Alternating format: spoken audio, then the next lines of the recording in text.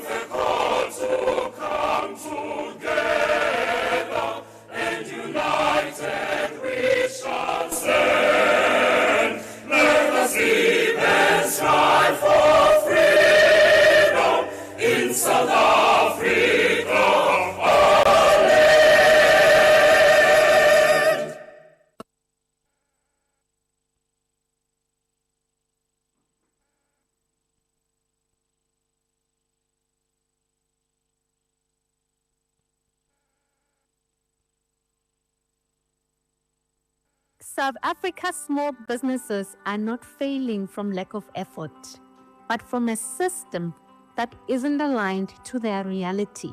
Fragmented support, limited market access, and misaligned finance models continue to hold back MSME growth. Now SETFA is driving a bold shift.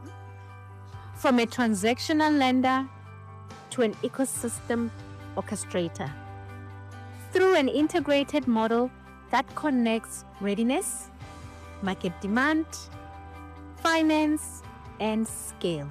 We unlock real opportunities for sustainable business growth, faster funding, stronger businesses, sustainable growth, a more inclusive economy for all. MSME and Co-op Inclusive Growth Forum 2026. Shaping a connected ecosystem that works.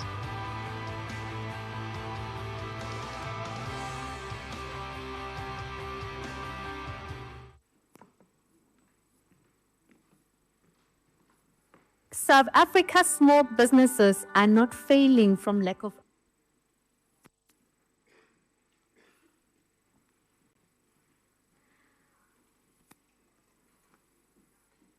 Honorable Minister of Small Business Development, Ms. Stella Thembisandabeni, Chairperson of the National House of Traditional and Khoisan Leaders, Kgosi Thabo Siatlholo, Executive Chairperson of the NYDA, Dr. Sunshine Miende, and Executive Deputy Chairperson, Mr. Bonga Makhanya, NAFCOC National and Gauteng Delegation representing the President, Deputy President of the South African Youth Economic Council, Mr. Lwazin Ntombela and Delegation, Director General of the Department of Small Business Development, Me Tulisile Manzini, SETFA board members, executives, and the Deputy Directors General of the Department of Small Business Development, representatives from state-owned companies, representatives from business associations, chambers, organized business and ecosystem partners, entrepreneurs,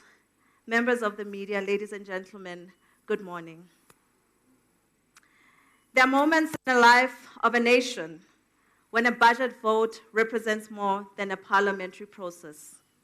This is such a moment.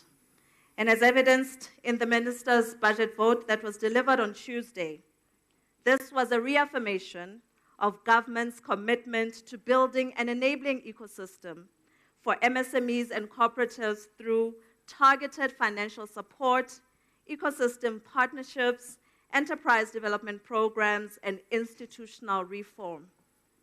Whilst the budget vote was delivered against a backdrop of persistent economic pressure, rising unemployment, and constrained growth, the minister provided a clear roadmap of how government intends to respond to the lived realities of entrepreneurs, small businesses, cooperatives, and informal traders who continue to carry the hopes of an economic inclusion in our country.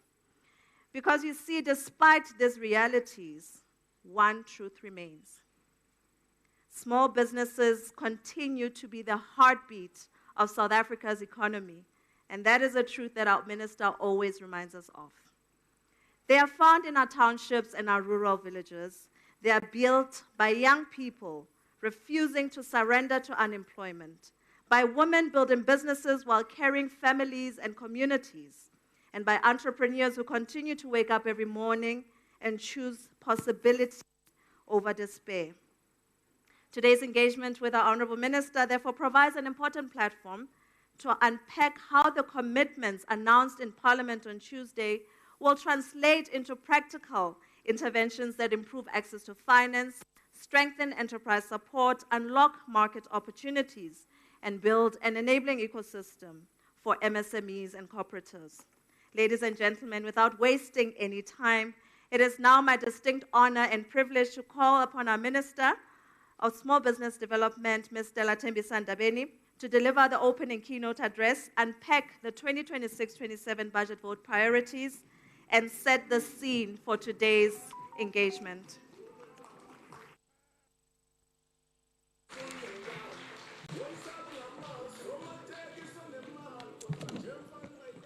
Thank you. We may be seated. Thank you, Director of the program. And I'm aware that the DJ really wanted to remind us that all we want is to have more money. That is why we are gathered here.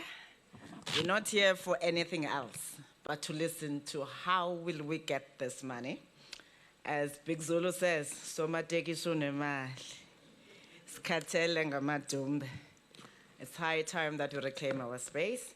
Well, Director of the program, allow me to recognize the dignitaries that you have already listed, of course. I will then highlight the chairperson of the National House of Traditional and Khoisan Leaders. We have taken a conscious decision as the portfolio that we had committed to building an inclusive economy. And for that to happen, it means all the critical stakeholders must be closer to us. It means that when we design plans, when we design policies, that must be informed by the intended beneficiaries, not us doing it for them. So that's why we appreciate all of you that you are here as our partners from the NYDA, the youth in mining, everybody who's here, as I've said. But of course, as the director of the program indicated, today we're gathering here 2 days after we delivered our budget vote, which is vote 36 according to parliamentary orders.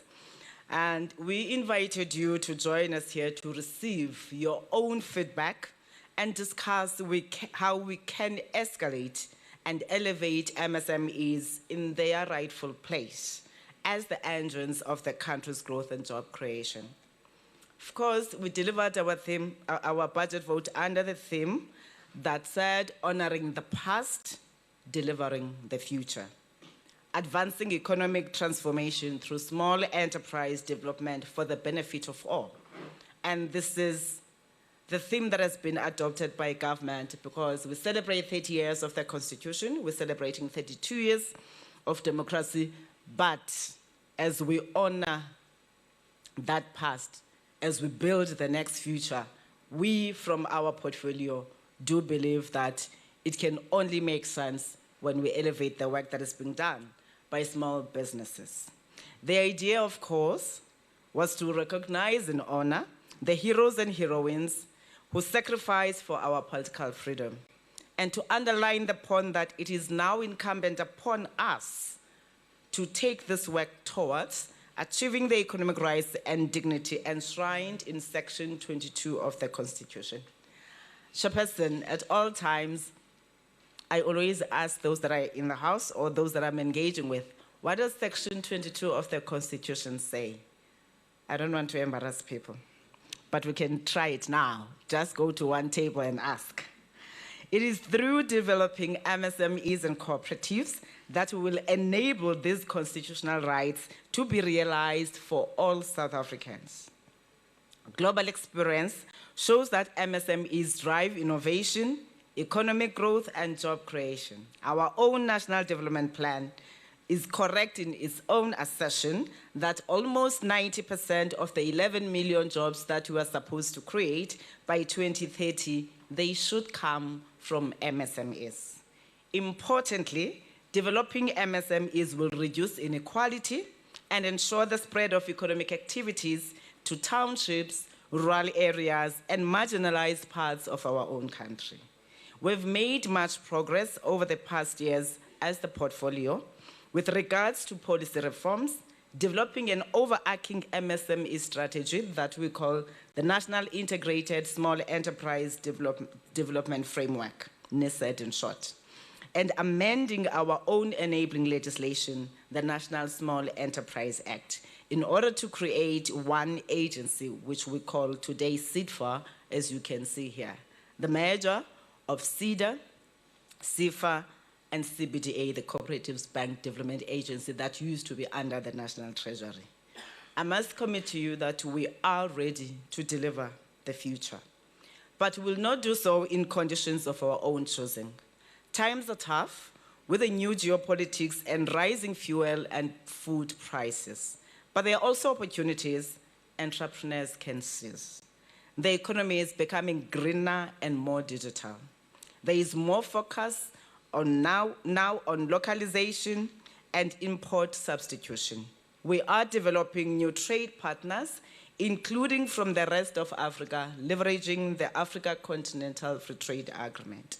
These present opportunities, but this will only be realized if we put a more enabling environment and support ecosystem in place. The budget unpacks what we will be doing this year to develop this more enabling environment through tackling red tape that many complain about, and what support we will be providing for MSMEs and cooperatives. The point I made in the budget speech was that this budget presents continuity with what we did last year. As the portfolio, we have clear and ambitious targets for this 7th administration to support 1 million MSMEs with financial and non-financial business development support and creating or sustaining 1.8 million jobs. This is the target that we have set for ourselves in order to respond to the 90% of the 11 million. You will agree with me that the target is too low, but of course we do so knowing very well the constraints that we have in terms of the resources, and this is why we need more partners. I must say we are on track in terms of working towards that target of 1.8 million jobs. Last year, we supported 288,123 MSMEs with financial backing and development. And we created over 191,110 jobs. You may say that's too low, but if you consider the fact that all of those people were sitting at home, not having any hope, but because we supported small businesses who were sustainable, they were able, therefore, to create the jobs that we need. But we need to do far more, which is why we're scaling our efforts through strategic partnerships.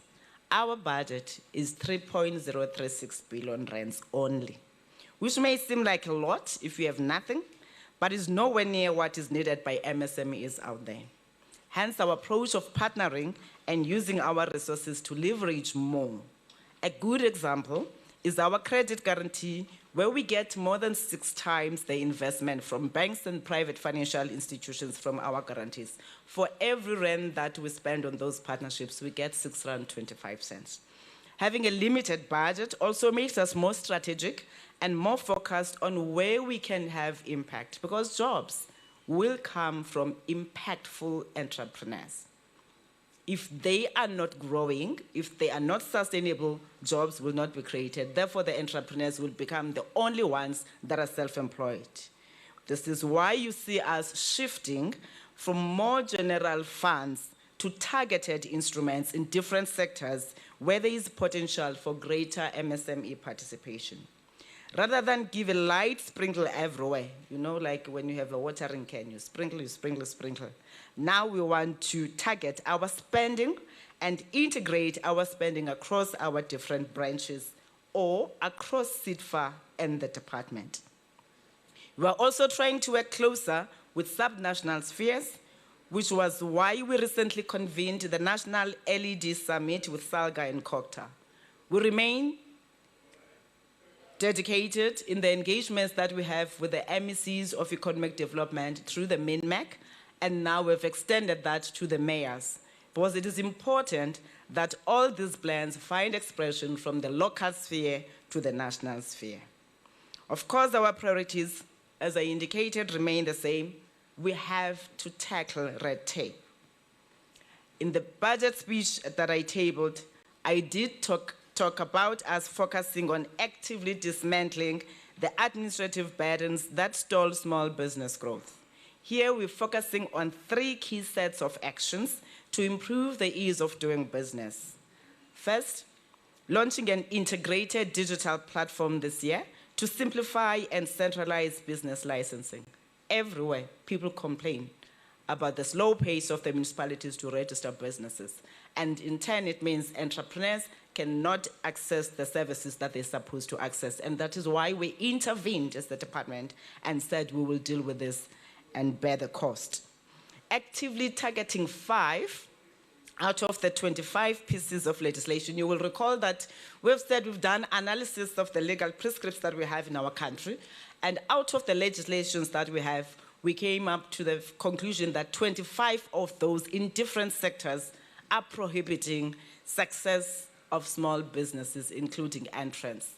And this is why we said, because those legislations belong to other people. Of course, from our own side, we also had the Businesses Act of 1991, which is why the first thing was to ensure that we develop a policy on business licensing in order to create or pave a way for the development of the bill, the business licensing bill, in order to ease red tape.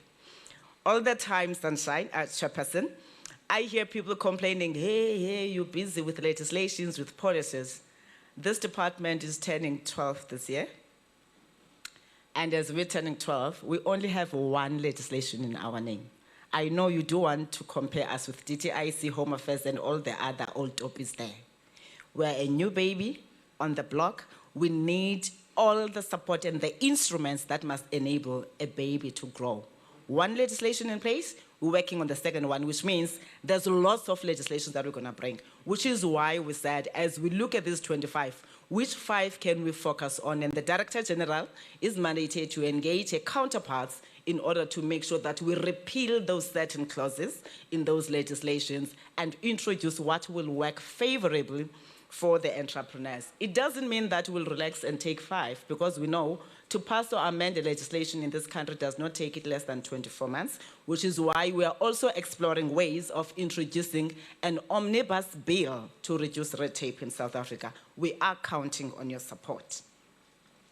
We will be taking the business licensing bill through Parliament and, of course, deal with the challenges that are faced by entrepreneurs. We are hopeful that Parliament this quarter will finalize the appointment of the Small Enterprise Ombuds. We have, in the meantime, set up the back office and established a formal complaints register to deal with the challenges that our entrepreneurs continue to face.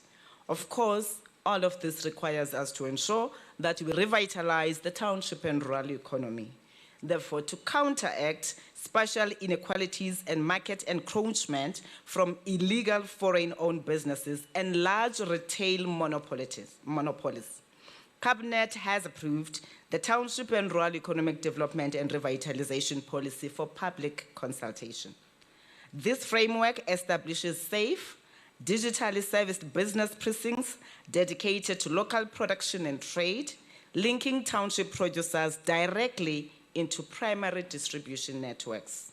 Financial allocations dedicated strictly to the township and rural ecosystem include, as you know, some of them, TRAP, which used to have a cap of 1 million rands. It has now been increased to 3 million rands. And we've set aside 710 million rands for this financial year. For Asset Assist Program, which is a debt-free grant-based intervention that provides machinery, equipment, and operational capacity to small enterprises that are unable to take on debt on commercial terms. For this year, we have allocated 215 million rands to support a minimum of 860 MSMEs. And I must tell you that we received hundreds of thousands for this program. But I want you to take what I'm saying, about 860 according to the budget that we have.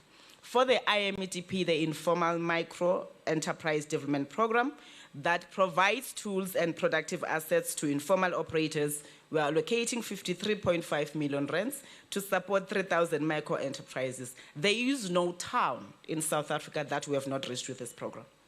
So now I've directed the DDG responsible to say, let's consolidate the database, let's monitor the progress or improvement that has been made since we have given them the equipment and try to do what we're supposed to do, grow them to the next level. Of course, we are mindful of the fact that there are those that will remain survivalist businesses. We respect them, but for those that want to grow and collaborate with others, we said it is important that becomes done. On the popular topic, the Spaza Shop Support Fund. You will recall that we announced the establishment of the 500 million rands fund that goes to the Spaza Shop support, with the Department of Small Business Development through its agency contributing 150 million rands and 350 million rands from the Department of Trade, Industry and Competition administered through NAF. And in that, we have managed to disburse about 76.6 million rands. Now we will disperse the remaining balance. I said 150, we've been able to disperse about 76 million rands. I'm talking on the 150 million rands. The numbers for NEF we will get from them and share with you.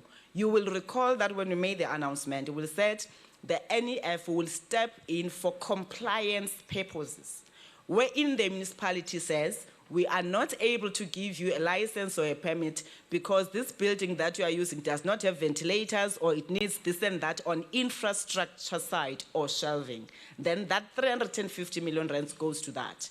The 150 million rands was meant for stock support to those that are there.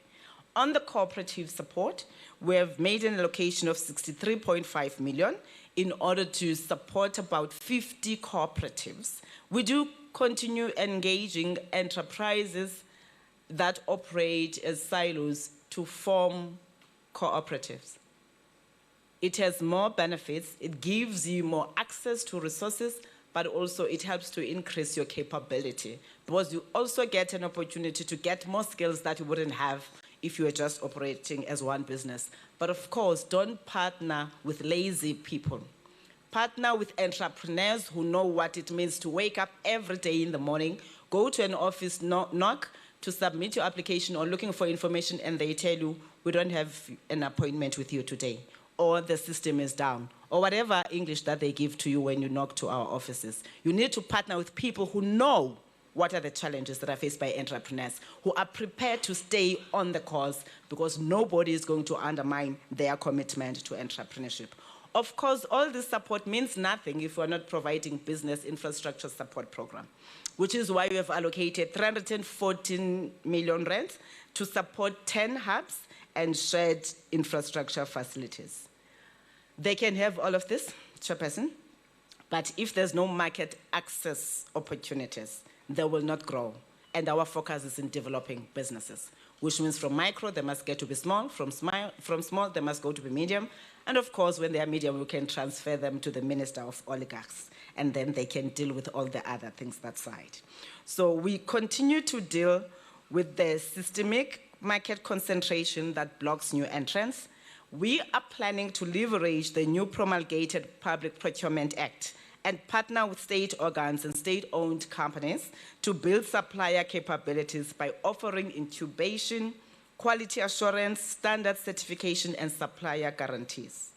Further, the department will deploy a re-engineered small business exporter development support program focused on trade intelligence and connecting local firms to strategic international markets.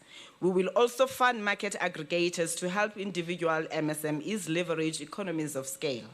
The baseline target for this financial year is to facilitate domestic and international market access for 3,730 MSMEs and cooperatives to drive import substitution and local manufacturing. We've been taking entrepreneurs within the continent and outside the continent to expose and everything. And we are saying now, we want to see contracts being signed. It's not about entrepreneurs going to showcase only, but it means we must do work or gather intelligence before they go.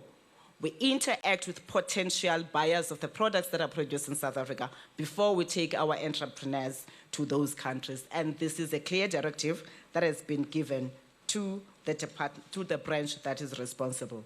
Of course, you will remember that we developed the MSME and Cooperatives Funding Policy, which we are in the process of implementing. The establishment of the Fund of Funds, which is now the Transformation Fund, working with the DTIC, is coming into fruition. We're finalizing the process of recruitment of the board members, and sooner Minister Parks will then table that in cabinet so that the team can start with the work. The budget outlines SIDFA's performance last year with regards to disbursing funds to underserved groups. Black-owned enterprises received 2.3 billion rands, rural enterprises received 1.2 billion rands, women-led businesses received 1.2 billion rands, youth-owned enterprises received 501 million rands, township economies, they received 383 million. Now, during this financial year, we are launching and scaling highly targeted financial instruments. I've had people on social media, okay, what are you going to launch today? Because we are on a launching spree. Let me tell you why. I have a new agency, SIDFA, which means the products that were offered by SIDA as an entity, by SIFA, by CBDA, have to be redesigned to respond to SIDFA's market. So you're still going to see me launching babies. Get ready for that. But it doesn't mean we'll be launching every year. We're redesigning the products, which is why we took a conscious decision to say, we're not going to sit with our economists and everyone that we have and then say, in this sector, this is what we must do. We're going to go to the ground, have consultations with intended beneficiaries, because we have learned that in some of the funds that we had, we have not been able to spend as we're supposed to spend. There was not good uptake, which meant that there was some miscommunication on how we design the funds and who we are designing for. That's why we said, let's undertake consultations so that when we design the programs, they respond to the intended beneficiaries. Recently, I'm sure you have seen us, we launched the Imbali for Her Fund, a 300 million rands allocated to expand affordable finance and customized business support for women-owned enterprises.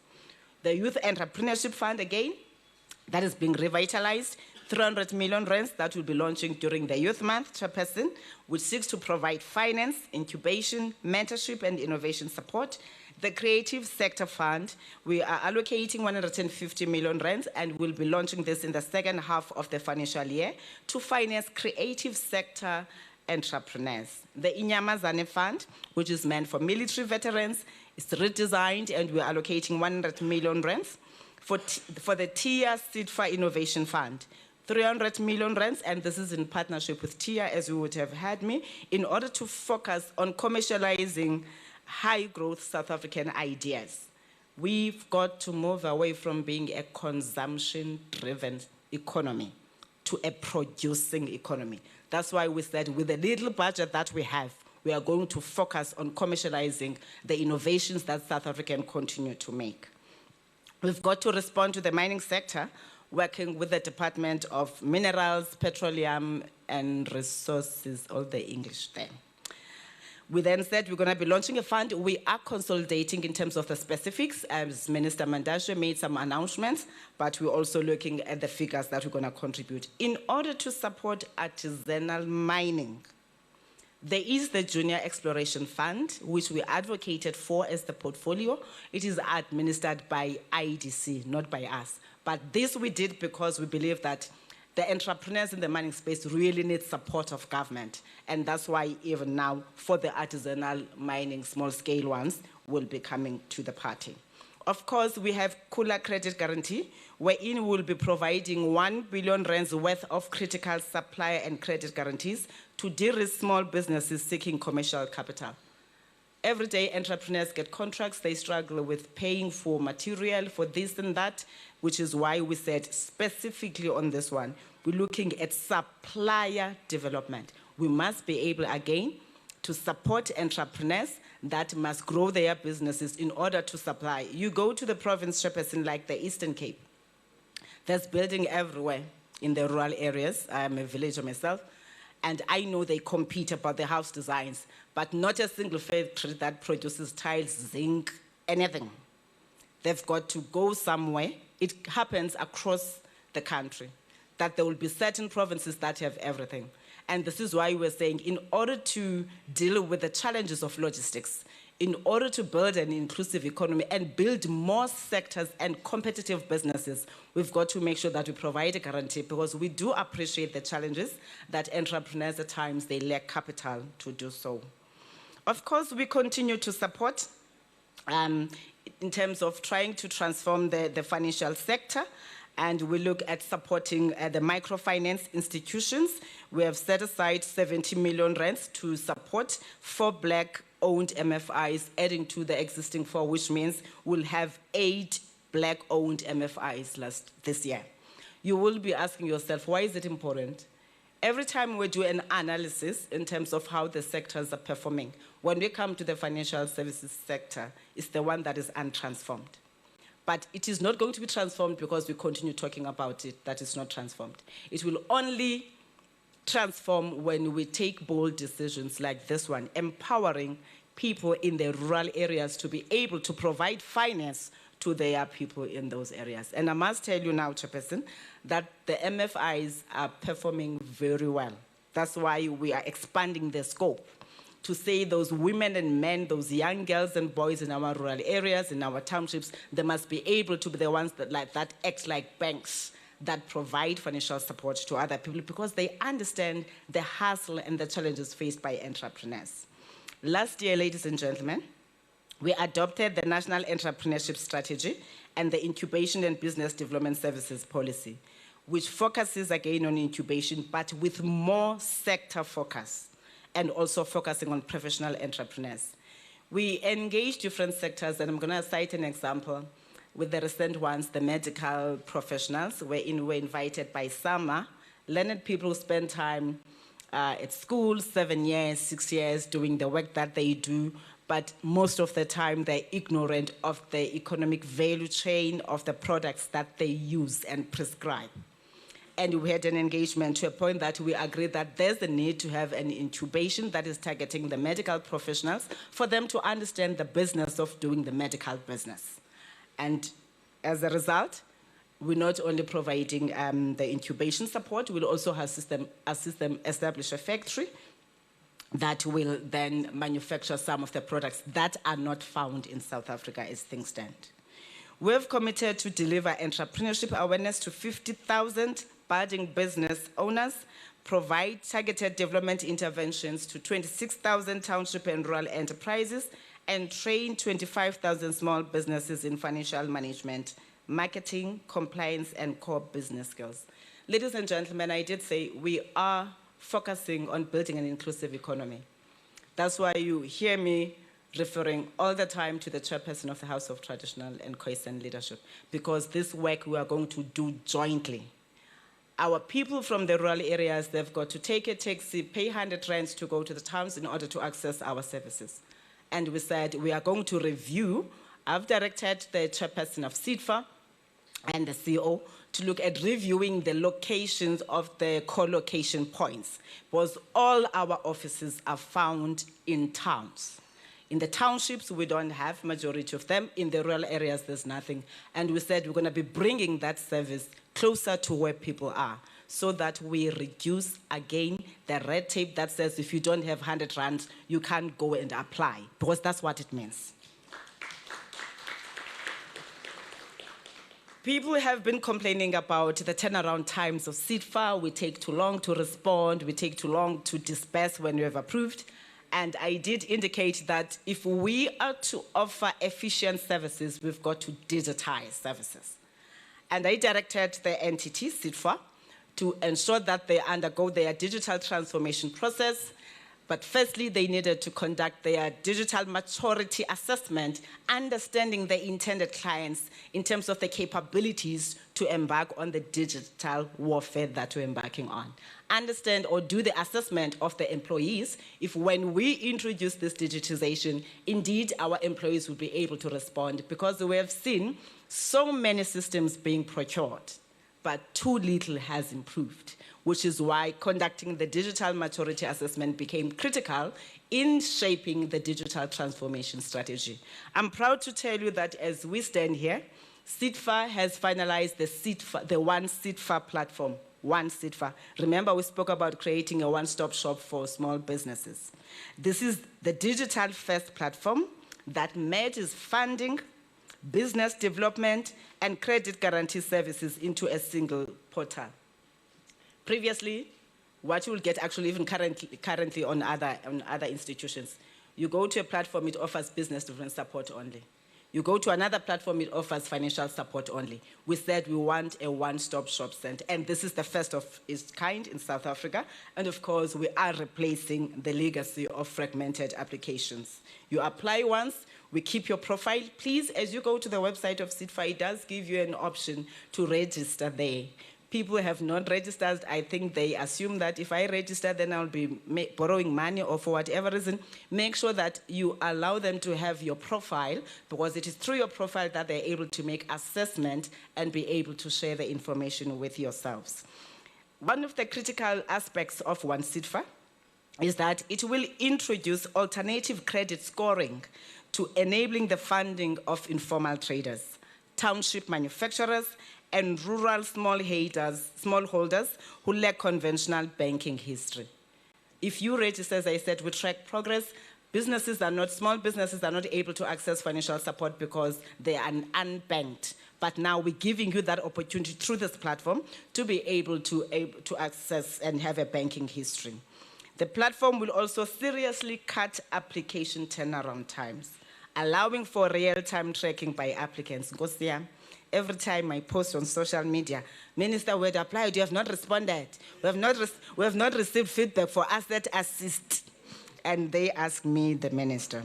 Now SITFA, One SITFA seeks to respond to that. You will be able, on the click of your phone, of your button on your phone, to track how your application is going, just like you do when you go to banks. And if you have not provided all the information that is required, there's no way that you're going to be talking about long turnaround times. Because we have also encountered applicants who do not submit complete information, even on asset assist and others, that our officials have to spend time scrutinizing and putting them aside, at times having to call to say, you did not submit 1, 2, 3.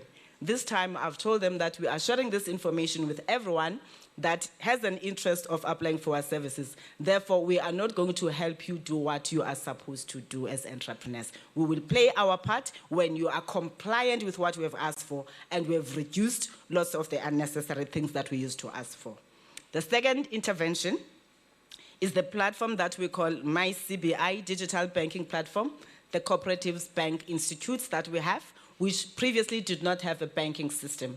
It made it very impossible for them to be able to transact with each other and do all the other banking interventions that they're supposed to. So we've developed a platform for them for the first time. You should be clapping for that. Of course, it's targeting entrepreneurs in underserved locales And of course, we'll empower cooperative financial institutions with digital banking capabilities. I said we are trying to slowly transform the financial services sector. The seventh priority of the budget is ecosystem coordination. We know that we can't do this by ourselves. We need you. But at the center of the work that we do is the coordination aspect. And this is why we said it's high time that we eliminate institutional silos and fragmented outcomes, and we will be spearheading the development of the National MSME1 plan. Everybody is going to be responding to that plan. What is required? When you say you're supporting MSMEs, we want to see the targets, we want to track progress. Across government and the private sector, banks continue to report that they're financing lots of Black entrepreneurs, especially small and medium. Other departments, they do so. One plan will bind everyone, just like we've designed the National Development Plan with the targets to say, you have set yourself 100 targets, how far are you? And when we do that, we believe that we're going to be able to avoid duplication and double dipping by some of the entrepreneurs at the expense of others that must benefit from ourselves. I'm proud to announce that we will be hosting the Presidential MSME Awards that you know of at the back of the investment conference. Yes, Chairperson, we're going to have a small business investment conference. DTIC has one for big corporates. This one is targeting small businesses.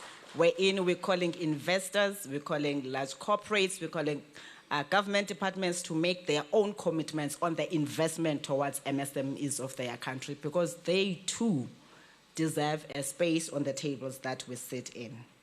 We have supported the various signing of the Memorandum of Agreement as part of developing partnerships. I spoke already about the House of Traditional and Khoisan Leadership. The CIDP had seen us launching the Construction Fund, and of course, SALGA and COCTA, in order to make sure that the red tape is reduced, but also we reshape the local economic development policies and strategies in order to support municipalities in their respective areas. There's so many partnerships, I won't be able to announce all of them. And this budget that we tabled really tries to reflect our commitment to measurable impact. We therefore call upon all of you as our stakeholders to join us in building this enabling ecosystem and putting MSMEs and cooperatives at the center of our economic agenda. You are looking beautiful, but as I admire how you look, I do hope that you are promoting the craftsmanship of our beautiful designs, because they are creative. They need us to support them, whether you do through buying hair products or your makeup, your shoes, our entrepreneurs are capable, and you are the first market opportunity to them. Thank you so much, Director of the Program. We are looking forward to constructive engagements.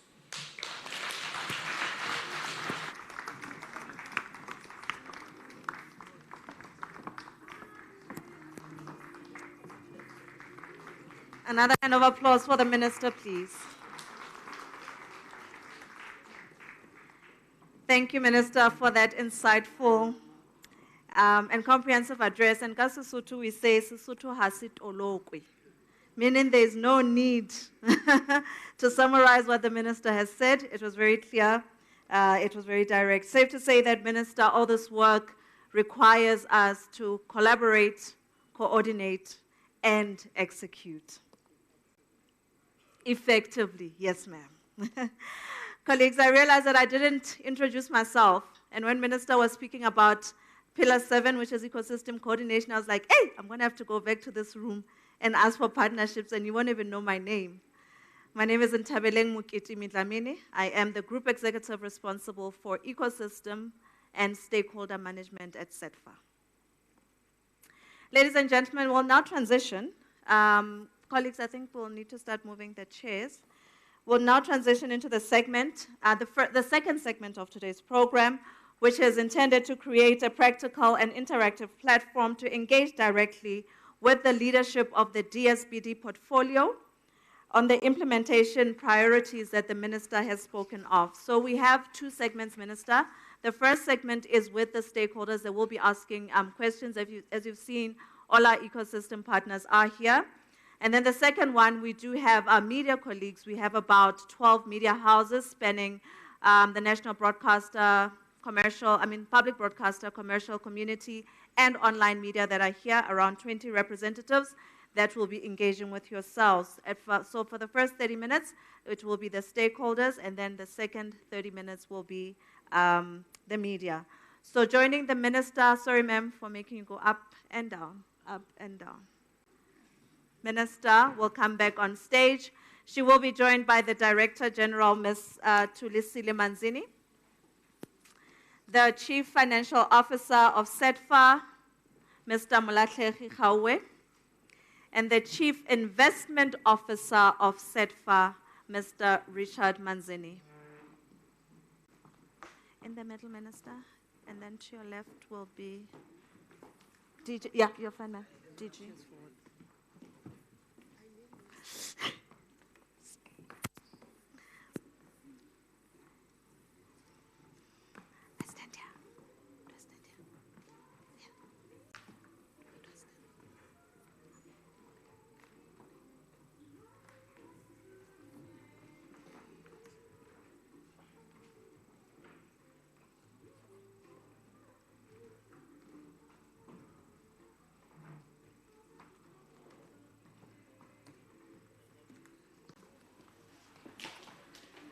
As we open up the floor for engagement, may I please request that as you pose your question, please do identify yourself, shortly introduce yourself, and also the organization that you are representing.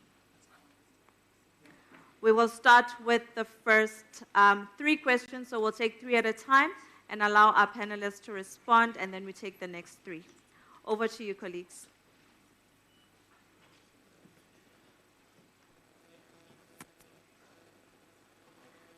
Colleagues, can we get the mic, please?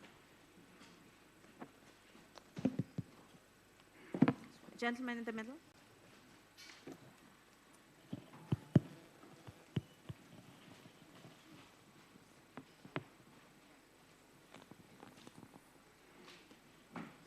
Good morning, good morning.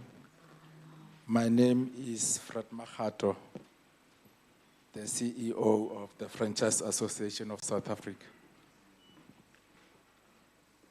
The questions to the Minister. The Honorable Minister mentions plans to deal with systematic barrier to entry and monopolistic tendencies. My name is Fred Makgato, the Chief Executive Officer of the Franchise Association of South Africa. My question is directed to the Minister. In a keynote, she mentions plans to deal with systematic barrier to entry and monopolistic tendencies.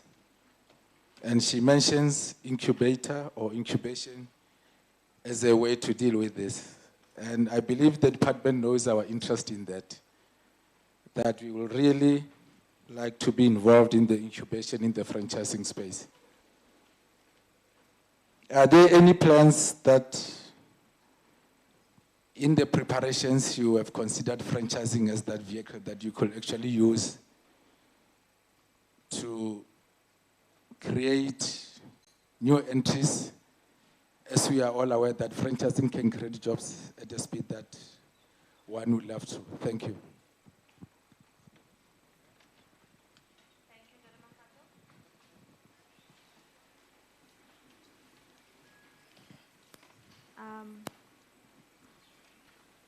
we have 2 questions on the left here.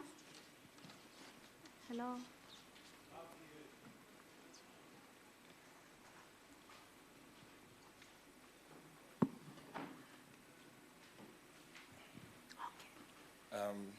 Good morning, everyone.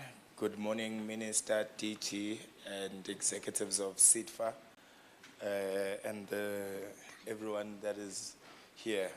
My name is Lwazi Ntombela. I'm the Vice President of the South African Youth Economic Council. My one is not more of a question, but just a remark. I'd like to firstly congratulate the ministry and the department on launching the construction fund. As youth, we welcome that, and we would like to give the ministry and the minister a round of hands for that.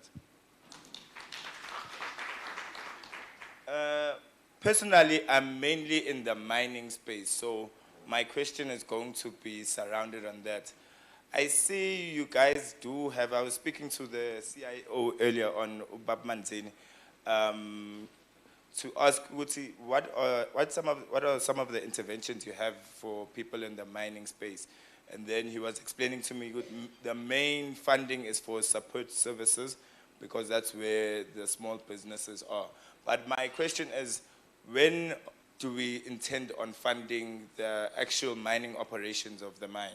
I know we are dealing with small businesses here, but obviously the intention of a small business is to grow them to become bigger, medium, and eventually a large business. So what are we doing to help artisan mining and small-scale miners in the mining industry? Thank you. Thank you very much. Good morning, everyone, and thank you so much for convening us here, Minister. We truly appreciate it, and I think I must reiterate the sentiments expressed by my colleague here that for a 12-year-old department, you guys have done quite a tremendous work, and we hope that you continue to do so. Minister, I just have 3 questions, and I think you can take some, and the colleagues can also take some. The first one would speak to the industry that is projected to be just over 180 billion rand, which is the spaza shop sector. There are major concerns that that market has been taken by foreign nationals. To a certain extent, there is a very strong belief that they are illegal foreign nationals, but the reality of the matter is that you would know that any foreign national who comes in South Africa, legally or illegally, should not be participating in that sector because that is not an investment that is beyond the threshold set out. So what are the interventions needed to resuscitate the participation of South Africans in that spaza shop sector? That would be the first question.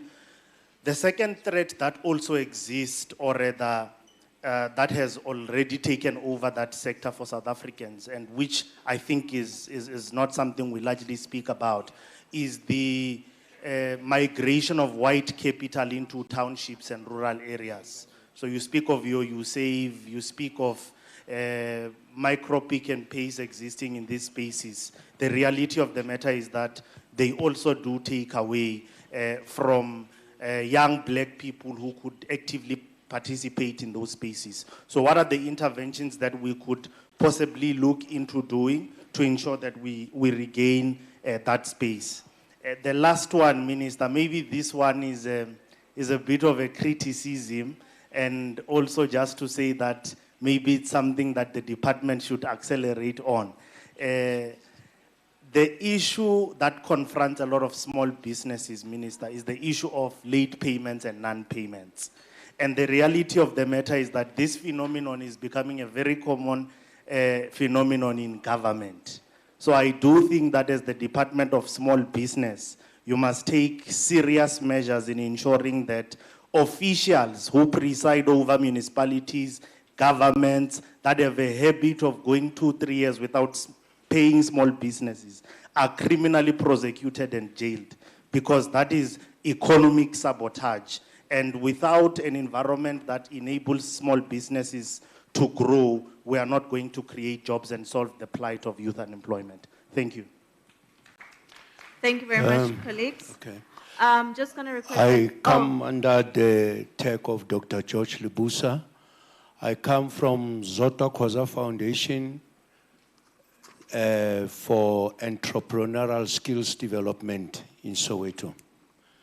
I want just further to explain a little bit that we focus on entrepreneurial skills for the youth mainly.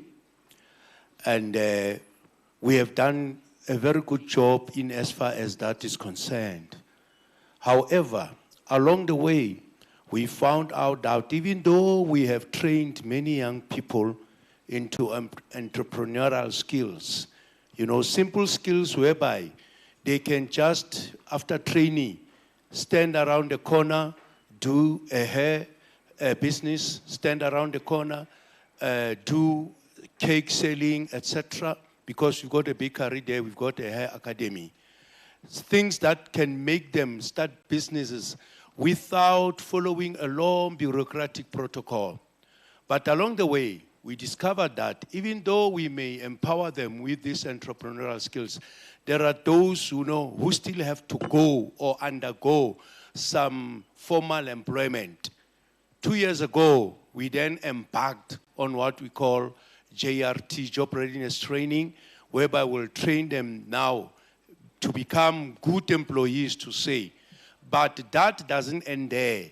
We move forward to say, once they have done some internship over a year or two, they must then come back again to form co-ops, cooperatives, so that whatever they have learned, then they, mobilize themselves together. Because some of them cannot be able to stand on alone and run the business. They still need that company, to be empowered, etc. Because people are different. Some, after training, are able to go solo, but others will want to have a company or a colleague so that they can partner together and form co-ops. What I want to know is, having heard or overheard the minister talk about 50 co-ops, maybe I did not hear it clearly, or I want to get clarity on that. If there's 50 co-ops that can be funded over a year, already I'm having over 10 co-ops from our training program who are ready and waiting to can be funded. Can I please get clarity on that? Thank you. Thank you very much, colleagues.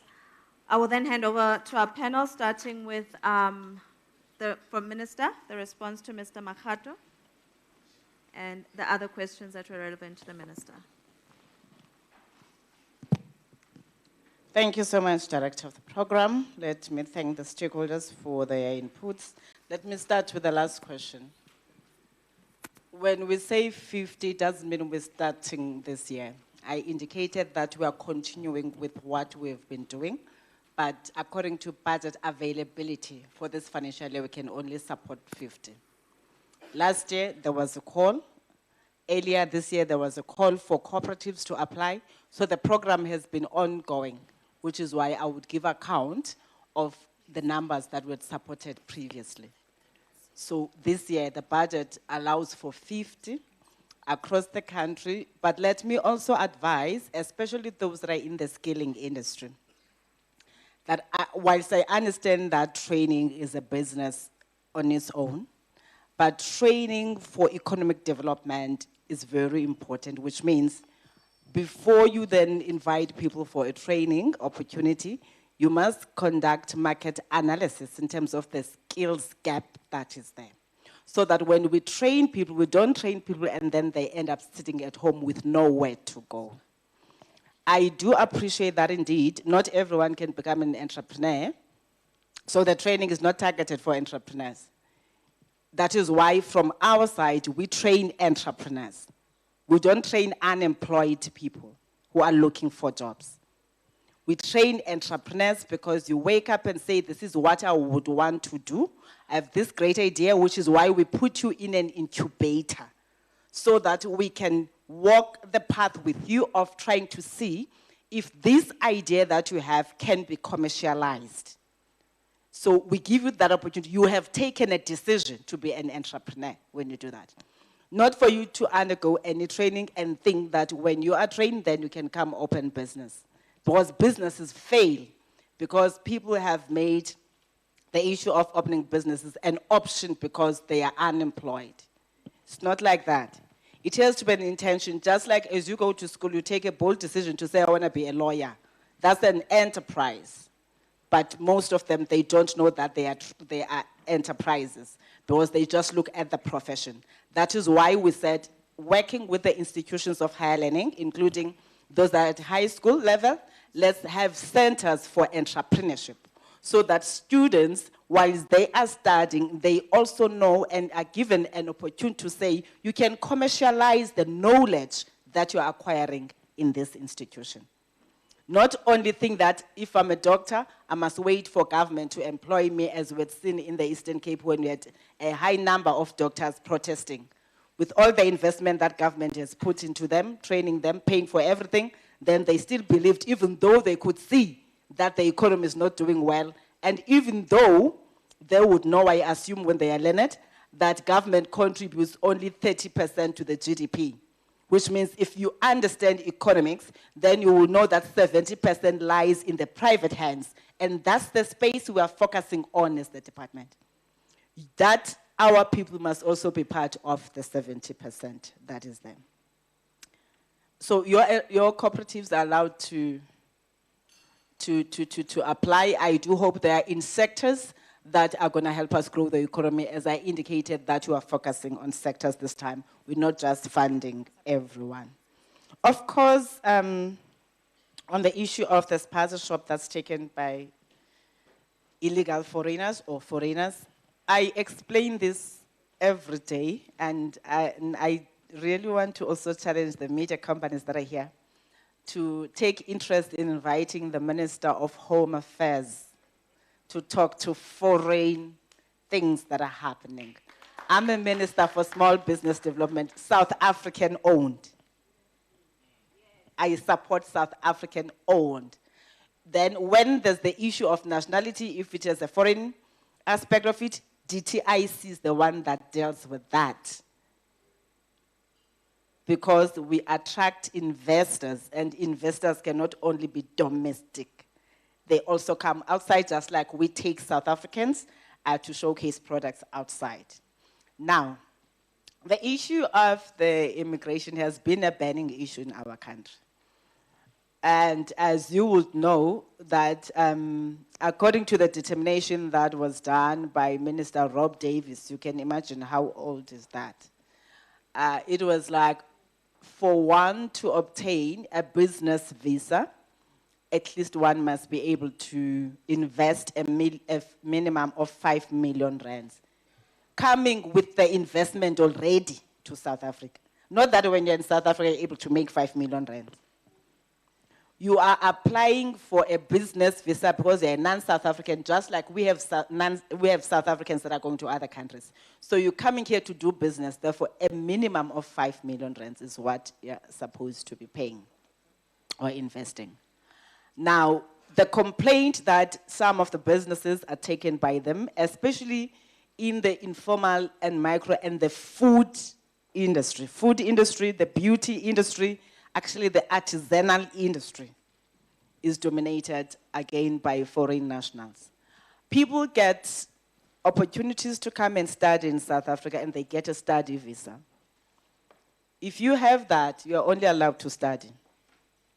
If you come here with a work permit, you are here to work, and there are specialized skills or the scarce skills that will be listed by the Department of Employment and Labor working with DHAT. And they will say, we've done an analysis. This is what South Africa has. This is what South Africa lacks as you look into our industrial strategy as the country. Therefore, we want to attract these skill sets. And then you get that work permit and the skill set that you will get. We have introduced the business licensing bill because if you look at the Businesses Act of 1991, that gives municipalities the authority to license, there is no framework that is put in place. Except for the business visa aspect, there's nothing that says those that have been given a refugee status in our country and those that are allowed to trade, because not all of them are allowed. And again, this is because of the ruling of the Constitutional Court to say they should be allowed to trade and enjoy some of the benefits that South Africans enjoy. It is the court decision. Those that are given that status, again, it is not regulated which sectors they can participate in. And that is what we are trying, amongst other things, to resolve with the introduction of the Business Licensing Bill, which seeks to empower the Minister for Small Business Development to be able to have the authority to designate certain sectors and segments of the economy to South Africans, provide a standardized framework for licensing, including timelines and everything, as people want to be compliant, but because of the delays, they're not able to. And yet, they are the ones that their businesses will be shut because you're not compliant, whilst it is the responsibility of the authorities to be on time. So we're putting that standardization framework, the business licensing bill that we had gazetted. I hope most of you had made inputs, because now we are finalizing and sending to cabinet so that it can be tabled in parliament. All of this is meant to ensure that as we identify the gaps in our economy and our townships, we respond to the challenges of ensuring that South Africans enjoy Section 22 of the Constitution. For those that don't know Section 22 but are trading and working, Section 22 gives the right, every citizen, it reads, every citizen has the right to choose their trade, work, or profession freely. It then says that right may be regulated. It is the only clause in the Constitution that gives access to citizens. Now, we are not going to sit and behave as if we're not part of the continent and the globe, which is why now it becomes important that we have a law that says, yes, the citizens will enjoy these rights, but we can also open opportunities, and you set quotas where we are not able to have the citizens participating or trading or doing the work that is supposed to be done. So we're trying to balance what the Immigration Act is trying to do from Home Affairs, but with focusing on what must protect the citizens of South Africa. Earlier on, I said we are going to be hosting the investment conference for small businesses. It's not only going to be South Africans that are investing. African businesses will be investing here, which means we will see them. So what's important is to say, how do we coexist in the areas that we're in? Last year, when there was the issue or the crisis of the spaza shops, that led to us establishing the fund, we saw many people, we're seeing it again now, people closing shops. And I always say, whilst we're trying to enforce compliance, but we should not deprive the citizens and the residents of the services they must get. We must work with authorities to make sure that people get the services they must get, which is why we established that fund, which is why you hear us now talking about the Township and Rural Enterprise Program, policy, that must focus on helping businesses in the townships to be able to meet the demand in the townships. Because as things stand, people build in the townships, how many hardwares are owned by township businesses and rural businesses? That's why we have increased even the limit of TREP from 1 million to 5 million rands to give effect to those that want to grow a bit and be able to service the townships and manufacture the products that are required. Now I can go on and on. Let me allow others. On to the spaza shops before. No, thank you very much, Program Director, and good morning, Minister, guests, and all protocol observed. I think mine is to maybe just add to what the Minister has already covered when it comes to the spaza shop support fund.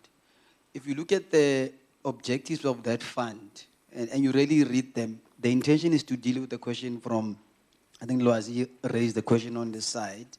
What do we do with the challenges faced by spaza shops in the townships and the inflow of, I guess, the established retail stores coming into the townships? The requirements of that fund, are quite clear that it's focused on South Africans. I think it's quite clear. When you look at what is covered there, you have money for stock. Second, you've got money for, I'm calling them tools of trades, where you can have systems, a POS. And I think the objective is to make sure that we can start to formalize that business space or the space of that sector, to make sure that you're able to build a track record, you are able to build, I guess, financial records that will enable you sometime in the future to prove that you've been trading, you've got records, you are able to grow. But I think most importantly is that eventually the intention is that some of these partnerships can come together and they're able to build something bigger. You saw in one of the townships, there were a group of entrepreneurs, I'm calling them that came together through the 350s to build the retail stores, to build the butchery. So I think it's really shows that if they can come together, we should be able to make a difference. And I think the 500 million fund, of which the 150 is for SETFA, we've seen the impact it has made so far. I don't think we are where we want to be. Like the minister said, out of the 150, we still have a balance of 70 million to spend in this current financial year, and it will be spent in this financial year. And then the second point, just briefly, is the late payments of MSMEs, because I'm assuming the big businesses can carry the delays of getting paid later on. If you look at the PFMA, in fact, paying within 30 days, it's actually a law. And I think there's a lack of understanding from many, I guess, public entities that it is a law. And when you look at what the AGSA has been focusing on within the compliance with laws and regulations, they're starting to flag all the entities that are not complying with the 30 days rule, which means slowly but surely, and obviously working ourselves as small business with the AGSA as being our partner, to start to get them to push them to hold the accounting officers, the head of institution liable for not complying with the law. And I think Minister spoke about the ombuds. We should see great things coming from that front, where they will be pushing this compliance with laws, not only that one, the ones that are meant to enable and support small businesses. We'll see more push coming from that side. Thanks, Program Director. Thank you very much. Yes, DJ. Thank you very much. I think most of the questions they touched on, but I think just to also beef up on the issue of these businesses, your USAFE that you mentioned, that are coming to the township, to say it's actually true that we see a lot of these big businesses, especially in the retail sector, coming into the township and rural areas, replacing the township-owned businesses. And again, this is further confirmed by, a few years ago, there was a report by the Competition Commission that they released on recommendations on how to deal with this matter. But as a department, we do have a policy on the township and rural economy revitalization development, which aims to create an enabling environment for the township business to scale and take up space within the various value chain in the township economy, because we are alive to that particular fact and we do have a role to play. To add on what CFO has said on the issue of the 30-day payment, firstly, let me say, as a Department of Small Business Development, because we ensure that all the people that do business with us, we pay them within 30 days, but the turnaround time will be 7 days, and I think we deserve a clap. But again, I don't think that is enough. Because we do have a role. So it's not about us as a department, what is it that we are doing, like CFO has said, that, they are now zooming into that particular space. And I've seen now in one of the social media, somebody has posted to say there is so much invoices that have not been paid of MSMEs. And the person was saying, so look no further, but look this side of government if things are not moving. I am saying, as a department, one, we do pay, but further to that, is not only about us, because our interest is not us as a department, but also about yourselves. We are coming up with a framework, working with National Treasury, to ensure and hold departments accountable, to ensure that they do pay within 30 days. The name and shame, not necessarily paid, but in all the forums where we attend, the clusters, your FOSAD, to say, please, departments, they need to start paying. And I know that that issue of the 30-day payment or late payment will be a thing of the past. But before I hand over to Mr. Manzini next to me, the CIO, is that it's also important, Minister, to say we always underline in bold the word valid invoices. Because if you just give it to us and we put it through the system and it is not valid according to your CSTs, then it will not be paid and it will create serious delays. So the invoice must make sure that it's valid, everything is verified, then we are able to pay. But to answer directly is that there is a framework we are working on. We will be holding departments accountable to ensure that they do pay on time. Thank you. No, thank you. Good morning, everyone. Morning, Minister. I think what's critical, let me answer all the technical questions so it can ease everyone. On the franchise, I think we've gone a long way. So we've started engaging the big franchisors. So we do think in de-risking the portfolio, we need to at least have a segment of that portfolio to be aligned with more proven business models, and franchises are one of those. So you will be seeing us making a few announcements with some of the NDAs we've already signed. There are 3 confidential ones that I think we've progressed a long way. They should be coming up, and the idea is still centered around some of the sectors we are targeting. In terms of the mining question, yes, rightly so. You would have heard the minister announce the program we have in plan, and that was identified particularly due to how we'd been struggling to at least attract the right entrepreneurs in that space. So the construction of that fund is coming through hopefully in Q2 of this year, our financial year. So July, August, September, sometime in that period, we should announce it. And key to it is still trying to underpin cash flow funding. So we are a cash flow funder by design, and that's what's critical, is understanding how those work, and we'll be able to fund it. But that speaks to what we're trying to do with partnerships. So when we say partnering, we've been able to deploy 2.3. We believe it is limited, but that's at least created an angle for us in what you've seen, partnering with some of the key regulators and or other bodies in making sure we can further enhance our capability to fund. So we are able, and if we do have a few investors here in the room, we are able to fund on a one-on-one basis.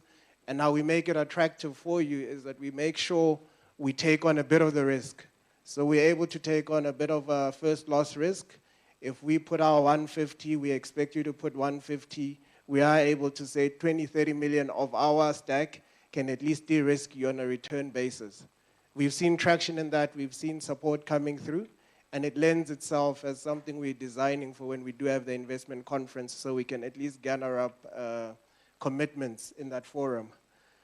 And in terms of the last bit that speaks to the processes we've undertaken inside, yes, we do know our turnaround times have been critical in trying to at least resolve what is deemed late payments for us when we've contracted with the SMEs and entrepreneurs. We are bold to say now that with the system that's in place, we should cut that down. We have committed to a specific turnaround, which should be less than 2 months from the start to finish, unless, and I should say this and I'll put a disclaimer to it, if all of your documentations are in place, if we've met all of the conditions precedent, if with the entrepreneur we've actually signed the legal agreements and we are now ready to disperse, we commit to those timelines. I think by and large, we're critical to at least this puzzle shop part, and I just need to layer the technical part of it. Our pipeline is extensive in terms of being able to fund them. We are struggling to verify most of them. We've seen and observed within our application process those that have been fronting for the illegal foreigners that are operating in the space.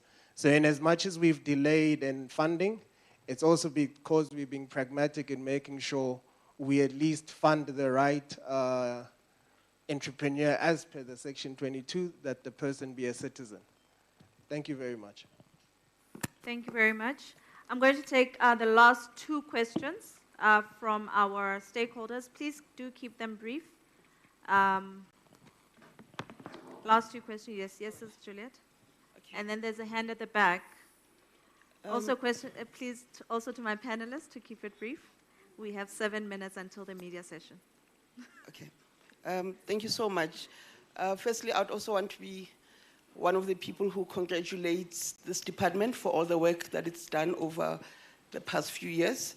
My name is Juliet Miabo. I'm the leader and the founder of Stakeholder. We focus on township and rural entrepreneurs. I'm also wearing a Wekona hat. I'm the FMCG co-lead for Wekona Women Economic Assembly.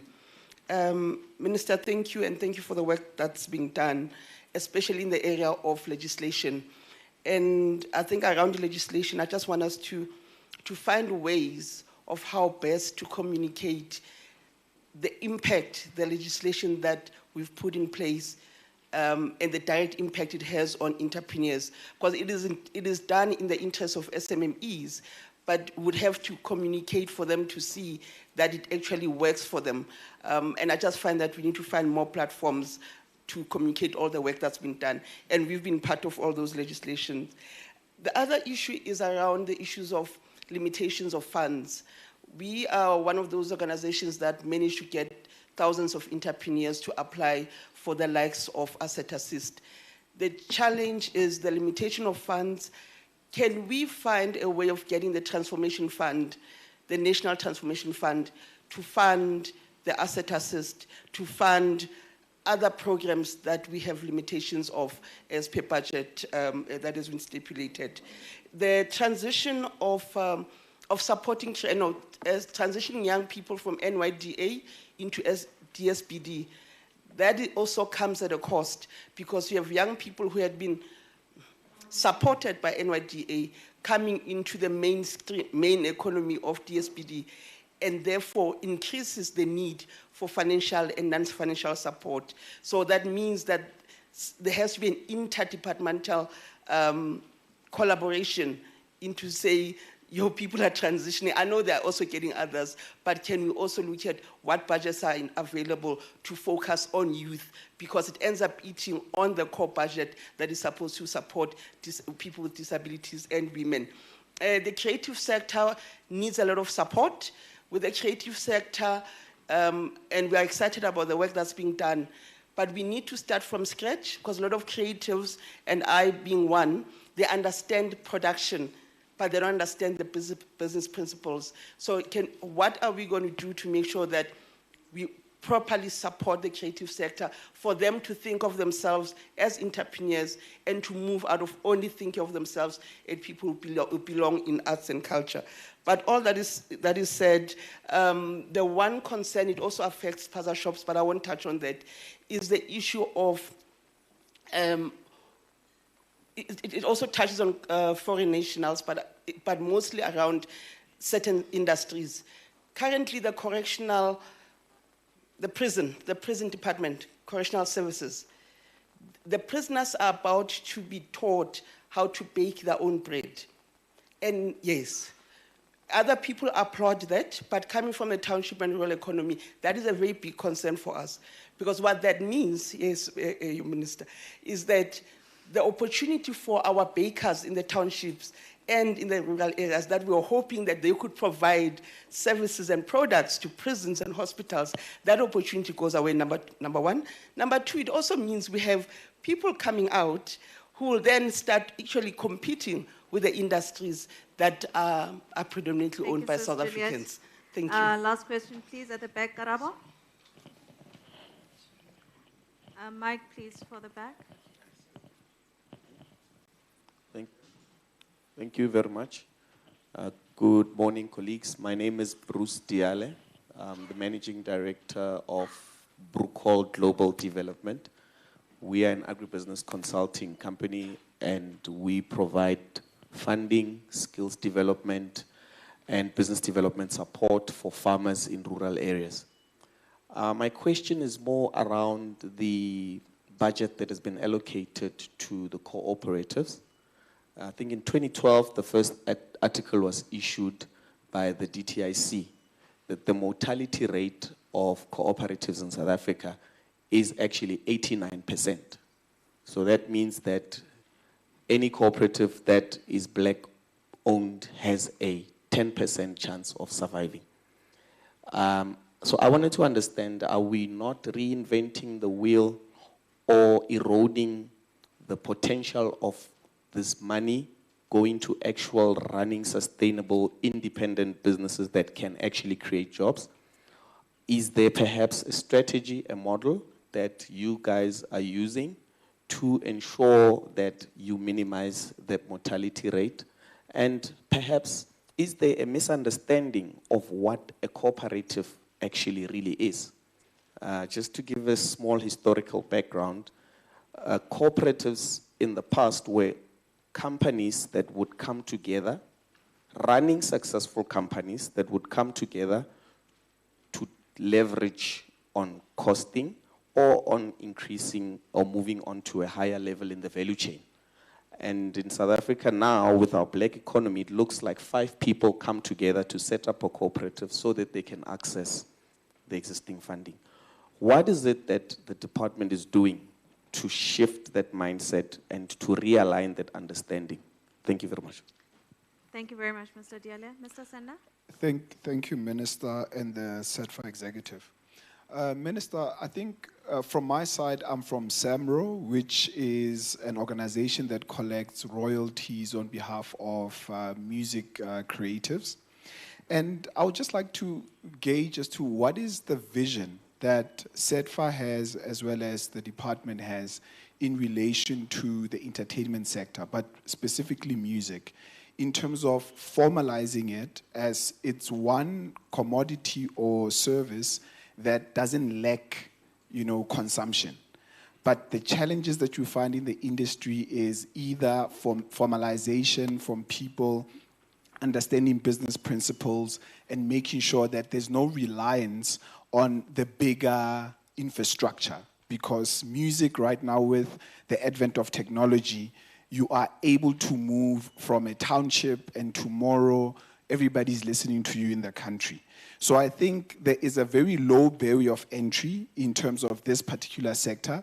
So I want to just get from SETFA and the department as to what is that vision. But while I say this, I would like to acknowledge the SETFA executive, especially Menta Belende, our program director, through her team. We've already started engagements, but I think it will help us understanding what is that vision, because we are eager to collaborate as, we want to invest, and we're already investing in this sector already. Thank you. Thank you very much, Dr. Sena. I'll hand back to our panel. Please, 1 minute, because the media colleagues will also kill us. We'll start with the DG. Thank you very much. On the issue of the cooperatives, we do have a branch in the department specifically dealing with the issue of cooperatives. And the issues that we have raised are noted, but we do have a policy. And now with the Apex that has just been recognized by also the CIPC, we are working with them, and we do understand what they are about, and also the role that they need to play. Hence, also in Minister's budget speech, it was something that was noted, and the budget that is set aside to actually deal with those particular issue. And there was an issue, Minister, on the issue, Program Director, on the councillors who are taking bribes before permits and licenses can be issued. I think that is something that, what is our role as a department, but we also do have law enforcement agencies that will necessarily deal with those issues. So ours is to ensure that everything that we do in terms of the registration and all the processes that creates all the red tape that Minister mentioned is for us to ensure that all that is out of the way. But I must also assure you that we work very closely with all those, the mayors, the councillors, and we have got our min-max, which Minister chairs, where we are able to advance our position in terms of what needs to happen in terms of a person from point A to point B and getting this. But this issue, I'm sure the only way to deal with these issues of bribes is that as it happens, you nip it in the bud and it's reported and it's taken care of so that people cannot continue to do those things. Because if you keep quiet, you immediately become part of those people that are causing those corruptions. And they said we must be too short. As I'm becoming short, I know that all your issues are noted of us communicating more. This is one of the platforms, as you can see, we are trying to communicate the work of the department, the work of the portfolio, the work of SETFA in terms of what we would do. We can only do so much, and we are able to do it. But also we are working with your NYDAs.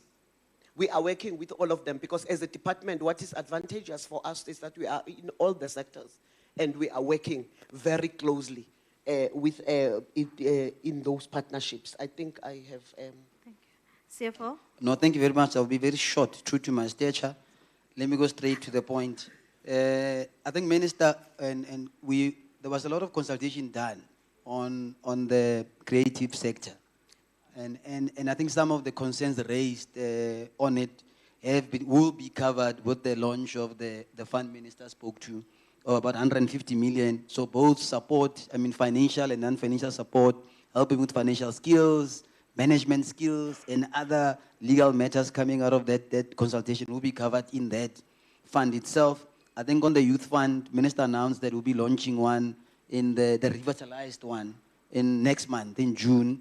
And that will also, to some degree, address the transitioning from the NYDAs of this world going into the mainstream sector. So I think that should cover those concerns that are raised. Obviously, we're always open to more suggestions. The Minister said we don't create funds for ourselves. We create funds for the eventual beneficiaries, and it must suit their needs, not our needs. Thanks. Thank you very much, CFO. CL?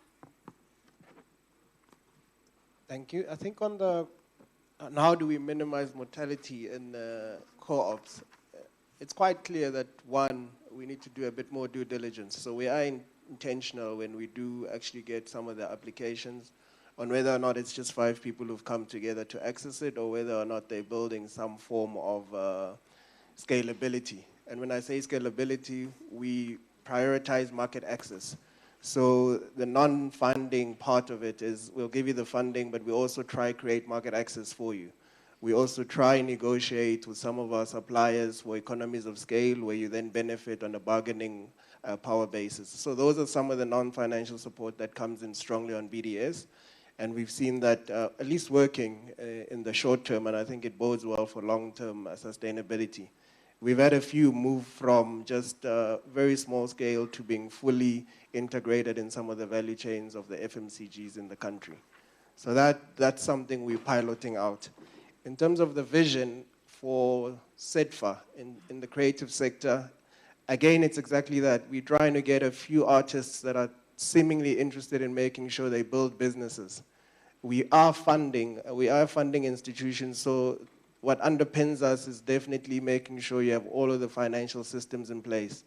What we long struggled with in the creative sector is that we couldn't get individuals or applicants that had the backing of having financial statements or looking to build up those financial statements. So the part where the CFO spoke about in terms of business development support is a strong emphasis for that specific fund. On the transformation fund, we have been participating as SETFA in the build-up to it. You would have heard the minister also announce that I think the directors will be announced soon. But in the planning and trying to figure out where we have a role, we think we've submitted most of what the intention looks like for us, at least in the portfolio level, I will support, and hopefully also the money we are willing to access from them once it becomes clear for us what the allocation will be from the departments. Thank you.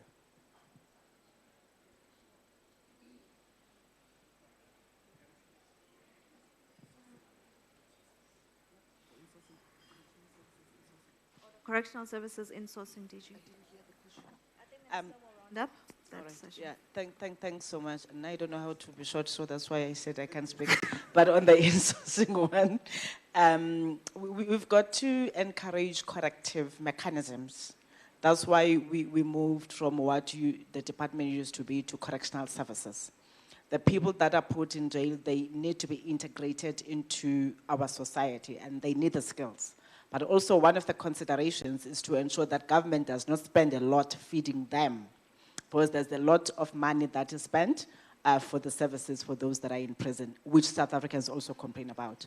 Now, to say they must be able to make their own food, it helps to reduce the burden on the state. But of course, we encourage that there should be collaboration between those that are there and those that are outside. At some point in my previous life when I was in communications, We worked very well with correctional services to a point that we had them doing work for the communities.